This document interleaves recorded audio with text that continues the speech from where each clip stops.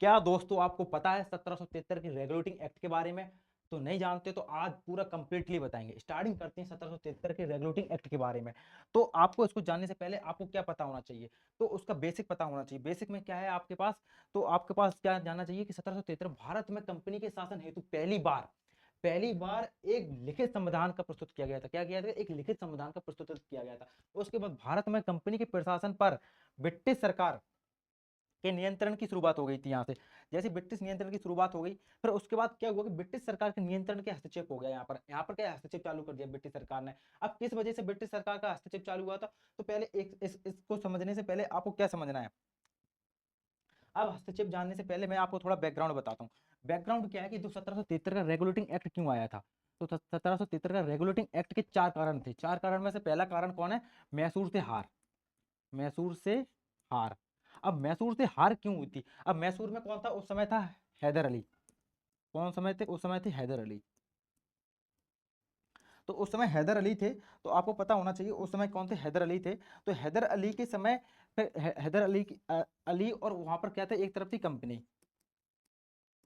एक कहा है प्रथम मैसूर युद्ध की बात कर रहा हूँ। किसकी बात करूँ? प्रथम आंग्ल मैसूर युद्ध। आंग्ल मैसूर युद्ध जो कब हुआ था? 1767 से लेके 1769 के बीच में। ठीक है। अब ये 1767 से लेके 1769 के बीच में हुआ था। तो आपको पता होना चाहिए इसमें कौन जीता था? तो हैदर अली की जीत हुई थी इसमें, और कंपनी की हार हुई थी। अब हार तो हुई थी, पहला कारण ये हो गया। ठीक। 1773 का रेगुलेटिंग एक्ट के बारे में पहला कारण ए हो गया। उसके बाद आपको क्या पता होना चाहिए? दूसरा कारण। दूसरा कारण क्या है कि इसमें क्या है कि खराब प्रशासन। खराब प्रशासन। अब खराब प्रशासन क्या है यहां से समझिए। भ्रष्टाचार हो गया था। भ्रष्टाचार। भ्रष्टाचार बढ़ गया था बहुत हाई लेवल पे। इसमें क्या निजी व्यापार करने लग गए थे लोग। निजी व्यापार, जो अधिकारी उसमें काम करते थे वो क्या है कि निजी व्यापार करने लग गए अधिकारी। ठीक है। उसके बाद रिश्वत लेने लग गए। रिश्वत, उपहार। ठीक है। उपहार लेने लग गए। इस वजह से क्या है कि उसमें कंपनी में बहुत भ्रष्टाचार बढ़ गया था। वहां के अधिकारी अमीर होने लग गए थे। जो अधिकारी है ना, बहुत अमीर होने लग गए। ठीक है। क्या है कि इन्होंने इतना भ्रष्टाचार करने लगे, अपना कुछ निजी व्यापार करने लग गए और रिश्वत उपहार लेना चालू कर दिया। तो उस वजह से क्या है कि खराब प्रशासन होने चालू हो गया। उस वजह से क्या इसमें एक एक कमी ये थी, खराब प्रशासन। और तीसरी कमी थी अप्रभावी दोहरी प्रणाली। अप्रभावी दोहरी प्रणाली। दोहरी प्रणाली। जैसे आप प्रभावी दोहरी प्रणाली में जाओगे आप, तो आपको क्या पता होना चाहिए कि जैसे आप प्रभावी दोहरी प्रणाली किसने चलाई थी? तो रॉबर्ट क्लाइव ने। रॉबर्ट क्लाइव के बारे में पता होना चाहिए। इसने सोचा कि आप क्या है कि दोहरी प्रणाली चलाएंगे, उससे क्या कंपनी फायदे में आ जाएगी। इसका क्या उल्टा हुआ? उस समय फैली थी अराजकता। पूरे भारत में अराजकता फैली हुई थी। भुखमरी फैली हुई थी। भुखमरी। कोई उत्पादन अच्छे से नहीं हुआ था, उत्पादन में कमी। तो जिस वजह से उत्पादन में कमी आ गई थी। ठीक है। एक मिनट। क्या हुई थी? उत्पादन में कमी आई थी। तो उत्पादन में 3 कारण। तीसरा कारण क्या है? अप्रभावी दोहरी शासन। इसमें क्या रॉबर्ट क्लाइव था। तो रॉबर्ट क्लाइव में क्या था कि अराजकता फैल गई। अराजकता क्या है क्यों फैली? क्योंकि उसमें उस समय क्या है कि उत्पादन कम हुआ, और ऊपर से आप दोहरी शासन प्रणाली लगा रहे हो, तो अब इस वजह से और ज्यादा अराजकता फैल गई। तो अराजकता क्या है, इस तरीके से एक पूरी प्रणाली क्या हुई? विफल हुई। पूर्ण तरीके से क्या हुई? विफल। पूर्ण रूप से ये विफल हो गई। तो अब चौथा कारण क्या था? 1773 का रेगुलेटिंग आने के कारण बता रहा हूँ। चौथा कारण था वित्तीय संकट। अब वित्तीय संकट आया कंपनी पे। अब जैसे ही कंपनी पे वित्तीय संकट आया, यहां से समझो मेन चीज। अब वित्तीय संकट आया कंपनी पे, तो वित्तीय संकट को पूरा करने के लिए कंपनी ने क्या बोला? ब्रिटिश सरकार से हेल्प मांगी। ब्रिटिश सरकार से हेल्प, सहायता मांगी। सहायता के लिए उसने क्या बोला कि मुझे ऋण दो, लोन। ठीक है। अब लोन जैसे ही बोला, तो उसने लोन के बारे में जैसे ही कहा कि मुझे लोन चाहिए, मुझे ऋण चाहिए, तो कंपनी ने उस समय 1.4 मिलियन लोन दिया। 1.4 मिलियन डॉलर लोन दिया। लेकिन लोन देने से पहले उसने क्या किया कि उसने बोला कि मैं हस्तक्षेप करूंगी कंपनी में। अब यहां से क्या होगा कि अब ब्रिटिश सरकार का हस्तक्षेप चालू हो जाएगा कंपनी पर। अब कंपनी ने 1773 का जो रेगुलेटिंग एक्ट लाई है, उसका मेन टारगेट है ब्रिटिश सरकार का कंपनी पर नियंत्रण, ब्रिटिश सरकार का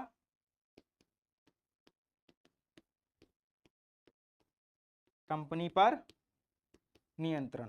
अब कंपनी पर नियंत्रण करने के लिए क्या है, court of director, court of, आगे बताएंगे इसको, ठीक है, लिखा हुआ है मैंने, कोर्ट ऑफ डायरेक्टर। देखो अब जैसे मैं पेज में बताता हूँ, जैसे इस पे जाओगे, जैसे मैंने यहाँ पे पहला बता दिया कि पहला मैंने पॉइंट क्या बताया, मैंने पहला पॉइंट बताया आपको कि भारत में पहली बार एक लिखित संविधान प्रस्तुत किया गया, 1773 के रेगुलेटिंग एक्ट को बोलते हैं उसे।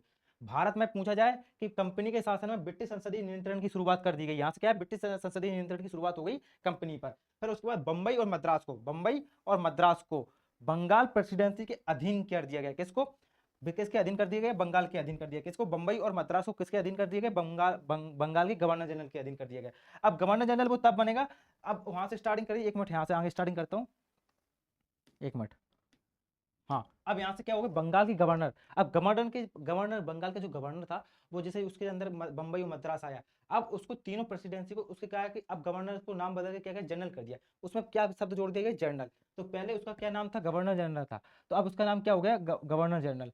पहले क्या था, गवर्नर, जनरल शब्द जोड़ के गवर्नर जनरल हो गया। अब पहला गवर्नर जनरल कौन था, वॉरेन हेस्टिंग, आपको याद रखना कौन था पहला गवर्नर जनरल, वॉरेन हेस्टिंग। फिर उसके बाद क्या, कलकत्ता में एक सुप्रीम कोर्ट की स्थापना की गई। उसमें सुप्रीम कोर्ट सबसे इंपोर्टेंट कब की गई थी, 1774 में इसकी स्थापना की थी। इसमें पहला 1+4, इसमें 4 लोग थे, 4 में मतलब 1+3, 1+3 का मतलब समझिए, पहला 1 का मतलब है कि इसमें एक मुख्य न्यायाधीश जो कौन थे, एलिजा एम्पे, जो प्रथम मुख्य न्यायाधीश थे, और उसके बाद 3 अन्य न्यायाधीश उनकी हेल्प सहायता के लिए। 3 अन्य न्यायाधीश कौन कौन से थे, चैम्बर्स थे, लिमिस्टर थे और हाइड थे, ये 3 उनके अन्य न्यायाधीश थे प्रमुख। फिर उसके बाद कोर्ट ऑफ डायरेक्टर, मैंने बताई थी अभी कोर्ट ऑफ डायरेक्टर के बारे में।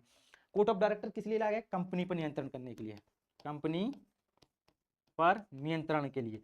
अब इसका काम क्या होगा, इसका काम क्या होगा कि नागरिक, इसके क्या होगा, नागरिक और राजस्व और सैन्य मामले की जानकारी किसको देना है, ब्रिटिश सरकार को देना है। ठीक है, कोर्ट ऑफ डायरेक्टर के बारे में, एक मिनट, अरे यार, ठीक है, किसको देना है, ब्रिटिश सरकार को। अब इसलिए कोर्ट ऑफ डायरेक्टर की लाया गया, कोर्ट ऑफ डायरेक्टर के माध्यम से क्यों लाया गया था, तो कंपनी पर नियंत्रण करने के लिए, ठीक है, मजबूती नियंत्रण करने के लिए। अब यहाँ से क्या है कि ब्रिटिश सरकार का हस्तक्षेप चालू हो गया। ठीक है, अब उसके बाद एक इसमें एक और क्या किया गया था, एक सरकार, इसमें एक 4 सदस्यीय कार्यकारी परिषद का गठन किया गया। तो इसमें क्या है कि 4 सदस्यीय कार्यकारी परिषद एग्जीक्यूटिव, अब मैं उसमें बता रहा हूँ, जैसे इसमें लिखा हुआ है मैंने, जो इसके माध्यम से समझोगे आप, इसमें 4 लोग हैं इसमें। इसका क्यों आया, एक 4 कार्यकारी परिषद का गठन किया गया।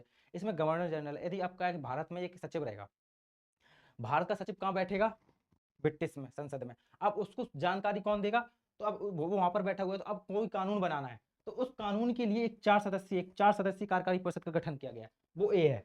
ठीक है, जैसे बोलते हैं एग्जीक्यूटिव काउंसिलिंग ऑफ 4 मेंबर की कार्यकारी परिषद को बनाया गया। और उसके बाद इसमें क्या लिखा हुआ है, मैंने आपको इस चित्र के माध्यम से सब बताया।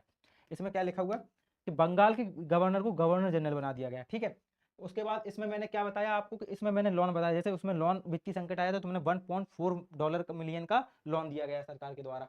फिर उसने कुछ अपनी कहा है कि ओवर राइट रखे कि मेरे को तब मैं आपको लोन दूंगा कि मेरी कुछ शर्तें हैं। अब यहाँ से हस्तक्षेप चालू हो गया, तो मैंने इसके बारे में बताया। फिर मैंने आपको बताया सुप्रीम कोर्ट के बारे में बताया। अब सुप्रीम कोर्ट के बारे में मैंने क्या बताया कि इसमें एक सदस्य, एक मुख्य न्यायाधीश, 3 अन्य न्यायाधीश, उसके नाम में बताया। पहला मुख्य न्यायाधीश कौन है, एलिजा एम्फे। फिर उसके बाद मैंने आपको क्या बताया, यहाँ से ब्रिटिश लॉ चालू हो जाएगा। अब ब्रिटिश शासन यहाँ से प्रारंभ हो गया। ठीक, अब उसके लिए कौन, एक कोर्ट ऑफ डायरेक्टर की व्यवस्था की गई थी। अब कोर्ट ऑफ डायरेक्टर का क्या काम होगा, यहाँ पर देखो, कोर्ट ऑफ डायरेक्टर हो गया। अब उसके बाद मैंने कोर्ट ऑफ डायरेक्टर के बाद यहाँ पर मैंने बताया कि 1770 में क्या है कि बंगाल दो क्या भुखमरी की समस्या फैल गई थी, आप देख रहे हो यहाँ पर क्या कि पैदावार कम हो रही थी, अराजकता फैल गई, उस वजह से दोहरी शासन प्रणाली खत्म हो गई। उसके बाद आ जाइए, फिर उसमें क्या कि अब यहाँ पर मैंने बताई कि आपको इसके बारे में एक और चीज बताता हूँ, रुको, इसमें एक और चीज रह गई आपके पास। अब यहाँ पे मैंने कौन कौन सी चीज बता दी थी आपको, यहाँ पर बता दी थी मैंने, एक और चीज रह गई थी, एक मिनट को यहाँ पर मैं पेज जोड़ता हूँ। यहाँ पर क्या एक चीज और क्या रह गई थी कि निजी व्यापार और उपहार पर प्रतिबंध, उपहार पर प्रतिबंध लगा दिया, प्रतिबंध, अब कोई उपहार नहीं लेगा। ठीक है, इस पे इसमें 1773 में इसकी व्यवस्था की गई कि कोई उपहार नहीं लेगा। इसके साथ अब जो काउंसिलिंग परिषद आई थी, 4 सदस्यीय कार्यकारी परिषद, उसमें क्या है कि क्यों बनाई गई थी, तो मैंने आपको क्लियर बता दिया कि क्यों। वहाँ पर ऐसे भारत का जो सचिव है वो वहाँ पार्लियामेंट में बैठा हुआ है ब्रिटिश में, तो उसके अब वो तो निर्णय कोई कानून बनाना है, कोई इमरजेंसी कुछ करना है, तो वो उसमें चार काउंसिलिंग कुछ कानून बनाने के निर्णय लेने के लिए वो स्वतंत्र है उससे, ठीक है। भारत संसद की अनुमति नहीं लेना है उसको, वो बना सकती है। फिर उसके बाद आ जाइए, निजी व्यापारों पर प्रतिबंध लगा दिया। इसके साथ क्या है कि अब यहाँ से सारी व्यापार की सूचनाएं, जितनी भी व्यापार की सूचनाएं हैं, व्यापार संबंधी सूचनाएं किसको देनी है, ब्रिटिश सरकार को देना चालू करना है यहाँ पर, ब्रिटिश सरकार को, ठीक। ये यहाँ से स्टार्टिंग हो गया, ठीक है। ये आपको मैंने बता दिया, ये पूरा 1773 का रेगुलेटिंग एक्ट था, ठीक है। इसमें मैंने बता दिया कि यहाँ पर कंपनी कंपनी और यहाँ पे ब्रिटिश पार्लियामेंट, पार्लियामेंट का क्या है, पार्लियामेंट का मैंने बोल दिया यहाँ पर नियंत्रण में आ गई, पार्लियामेंट पे नियंत्रण ने चालू कर दिया क्या है, कंपनी पर। तो कंपनी का, पार्लियामेंट का, ब्रिटिश सरकार का यहाँ से झुकाव कम ज़्यादा हो जाएगा, कंपनी का अब यहाँ से झुकाव कम रहेगा, ठीक है। इसलिए कंपनी का मैंने नीचे रखा हुआ, सॉरी, कंपनी का ऊपर रखा हुआ, इसको इस झुकाव की वजह से मैंने इसको नीचे रखा हुआ। फिर उसके बाद मैंने क्या बताया कि बंगाल के गवर्नर को किसके अधीन कर दिया, दो, मद्रास और बम्बई, बम्बई और मद्रास के को किसके अधीन कर दिए, बंगाल के गवर्नर जनरल के अधीन कर दिया गया। इस मैप से हिसाब से वो समझोगे, ठीक है। उसके बाद मुंबई और मद्रास किसके अधीन हो गया, बंगाल के। आप इसको पूरा मैंने इस तरीके से बता दिया। फिर उसके बाद मैंने क्या पे यहाँ से ब्रिटिश लॉ बता दिया, चार लोग थे इसमें, एक मुख्य न्यायाधीश, तीन अन्य न्यायाधीश हो गए। फिर उसके बाद मैंने क्या बता दिया, करप्शन बढ़ गया था इसमें, करप्शन बढ़ गया, चार कारण बताए थे। कौन कौन से कारण बताए थे, तो मैंने पहला बताया था मैसूर से हार, दूसरा बताया था खराब वित्तीय प्रशासन, फिर वित्तीय संकट, फिर बताया था मैंने खराब प्रशासन, और फिर उसके बाद बताया दोहरी शासन प्रणाली, वो को विफल रही थी, किसने चलाई थी, रॉबर्ट क्लाइव ने। तो मैंने इस सब सारी चीज़ों को बता दिया। आज इस क्लास को देखने के लिए बहुत बहुत धन्यवाद। ऐसी क्लासें आती रहेंगी, प्लीज़ इसको सब्सक्राइब कीजिए, लाइक कीजिए, शेयर कीजिए।